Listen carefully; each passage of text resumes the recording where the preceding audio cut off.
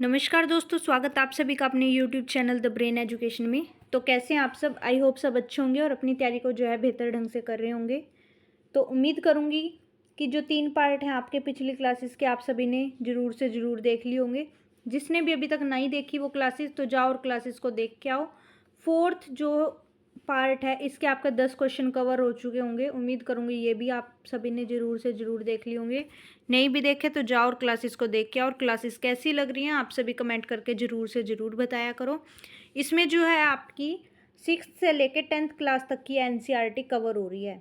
ठीक है, 6th से लेके 10th क्लास तक की एनसीईआरटी कवर हो रही है। ठीक है, तो चलो स्टार्ट करते हैं, ज़्यादा टाइम ना वेस्ट करते हुए अपना। Which of the following statement regarding the market stabilisation scheme, जिसको हम MSS बोलते हैं। ठीक है, कई बार फुल फॉर्म भी अगर पूछ ली जाए तो क्या होती है? Market stabilisation scheme is correct. तो बाजार स्थिरीकरण योजना के संबंध में निम्नलिखित में से कौन सा कथन जो है आपका सही है? तो कौन सा कथन सही है आपका, बताओ। कि यह प्रबंधन के लिए एक उपकरण है। हाँ जी, बिल्कुल है। क्या इसे 2010 में प्रस्तुत किया गया? नहीं जी। इसे शॉर्ट डेटेड सरकारी प्रतिभूतियों को बेचकर अतिरिक्त तरलता को वापस लेने की प्रस्तुत की गई? तो हाँ जी, बिल्कुल की गई। तो आपका जो ऑप्शन हो जाएगा first and third, option number A. तो बाजार स्थिरीकरण योजना जो है अप्रैल 2004 में हुई। कब हुई? अप्रैल 2004 में, ना कि 2010 में नहीं, होके 2004 में हुई। ठीक है, नेक्स्ट क्वेश्चन आपका, chronic disgust unemployment is found the, जीर्ण प्रच्छन्न बेरोजगारी किस में पाई जाती है? अर्बन एरिया में या फिर रूरल एरिया में? तो क्रोनिक डिस्गस्ट अनएम्प्लॉयमेंट, प्रच्छन्न बेरोजगारी किस में पाई जाती है? तो केवल रूरल एरियाज में पाई जाती है। किस में पाई जाती है? केवल ग्रामीण एरिया में पाई जाती है। तो आपका राइट आंसर हो जाएगा option number C, only second. तो इसमें जो है प्रच्छन्न बेरोजगारी साधारणतः कृषि क्षेत्रों में पाई जाती है। किस में पाई जाती है? कृषि क्षेत्रों में। और कृषि क्षेत्र मोस्टली कहाँ होते हैं? मोस्टली क्या, सारे ही कहाँ होते हैं? गांव में होते हैं। कहाँ होते हैं? ग्रामीण में होते हैं ना। शहरों में क्या होती है? इंडस्ट्रीज लगी होती हैं, कृषि तो नहीं होती। शहरी दोनों क्षेत्रों में पाई जाती है, सॉरी, दोनों में पाई जाती है भाई, लेकिन ज़्यादातर कृषि क्षेत्र में पाई जाती है। ठीक है, मतलब एग्रीकल्चर में ज़्यादा पाई जाती है। नेक्स्ट क्वेश्चन आपका, which of the following pair of regional party state are correct? तो जो अक्षेत्रीय दल राज्य है युग्मों में से कौन सा सही है? तो कौन सा है? द्रविड़ मुनेत्र कड़गम तमिलनाडु में है, आम आदमी पार्टी दिल्ली, शिरोमणि अकाली दल हरियाणा में। तो कौन सा सही है? तो आपका जो है सी ऑप्शन ठीक है, first and second. Dravida Munnetra Kazhagam Tamil Nadu में ही है, आम आदमी पार्टी दिल्ली में ही है। तो first and second is the right. Shiromani Akali Dal Haryana में नहीं है। तो कहाँ है शिरोमणि अकाली दल? ये जो है आपका पंजाब में है। कहाँ है? पंजाब में है। नेक्स्ट क्वेश्चन आपका, क्वेश्चन नंबर 14, निम्नलिखित में से सूची में शामिल विषय कौन सा युग्म जो है सही है? तो कौन सा युग्म ठीक है? माध्यस्की राज्य सूची में है, सिविल प्रकृति संवर्ती सूची में है और रेलवे संघ सूची में है। क्या ये ठीक है? तो हाँ जी, बिल्कुल तीनों के तीनों ठीक है। तो आपका राइट आंसर रहेगा ऑप्शन नंबर सी। तो राज्य सूची में जो है कौन कौन सी चीज़ें आती हैं? सार्वजनिक व्यवस्था, जैसे कि जेल, मत्स्य पालन, सार्वजनिक व्यवस्था, परिवहन, मादक शराब की खरीद और बिक्री, कृषि, ये सब, शिक्षा आदि, ये किस में आती है? राज्य सूची में। समवर्ती सूची क्या होती है? देखो, एक राज्य होती है, एक संघ सूची होती है। जो समवर्ती होती है ना, इसको इंग्लिश में बोलते हैं कॉन्क्यूरेंट लिस्ट। ठीक है, इसमें जो है आपका राज्य प्लस संघ, संघ यानी कि केंद्र, तो इन दोनों को मिला के ये सूची बनाई जाती है। इसको हम समवर्ती सूची बोलते हैं।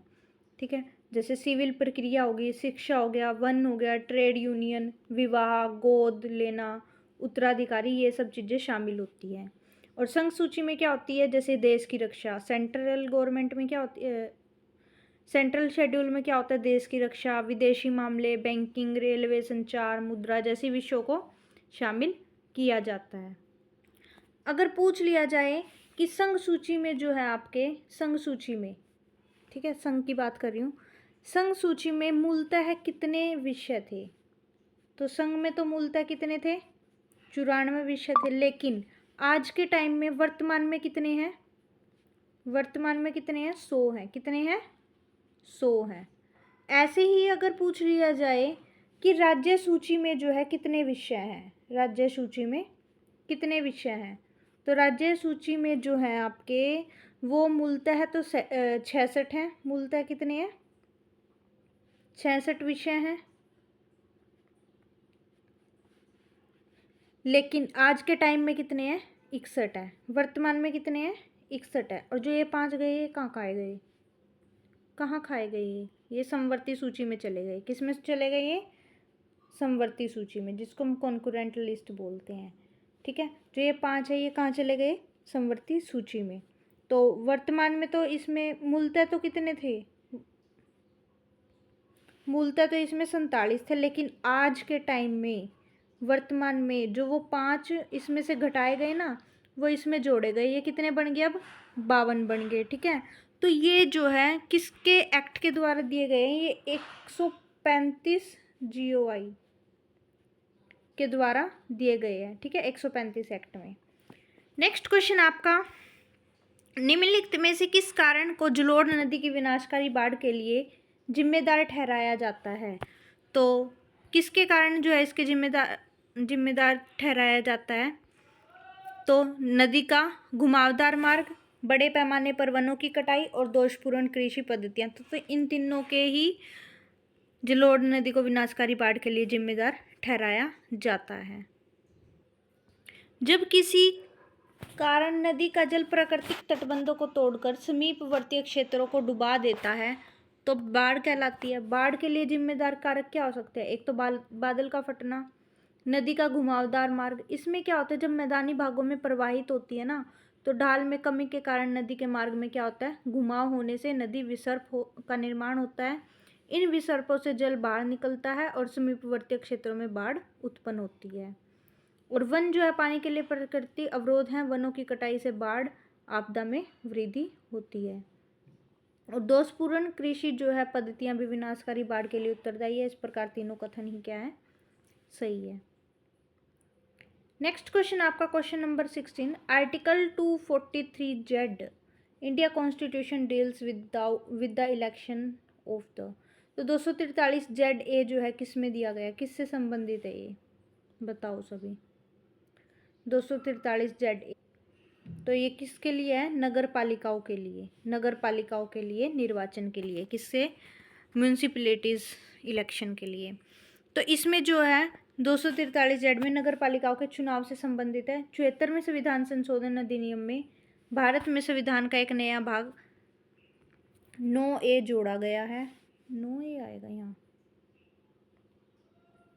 ठीक है, तो नगर पालिकाओं में जुड़ा इन अनुच्छेदों में 243P 243ZG के क्या है? प्रावधान शामिल है।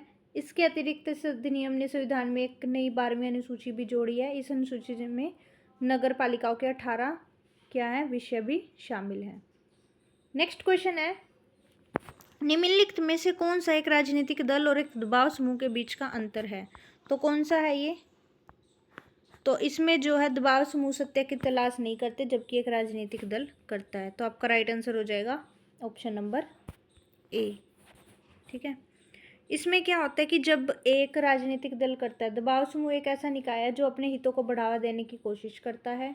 और राजनीतिक दल जो है इसलिए चुनाव लड़ते हैं क्योंकि उनका उद्देश्य क्या है? राजनीतिक सत्ता हासिल करना होता है।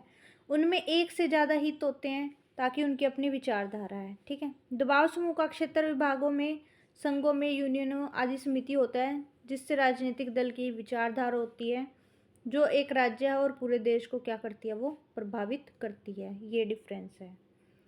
नेक्स्ट क्वेश्चन आपका क्वेश्चन नंबर 18, निम्नलिखित में से कौन सा नजदीक मुद्रा का उदाहरण है? मुद्रा का उदाहरण जो है कौन सा है? तो कौन सा है?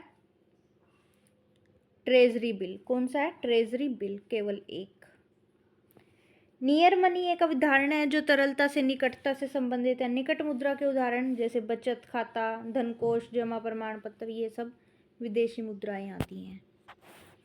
नेक्स्ट क्वेश्चन है, प्राथमिक क्षेत्र के उत्पादों का प्रमुख व्यवसाय क्या होता है? एग्रीकल्चर, एग्रीकल्चर ही होता है ना प्राथमिक का। तो इसमें क्या होता है? कृषि होता है, जैसे कृषि, मत्स्य पालन, वानिकी, खनन, ये सब सम्मिलित होते हैं, ठीक है।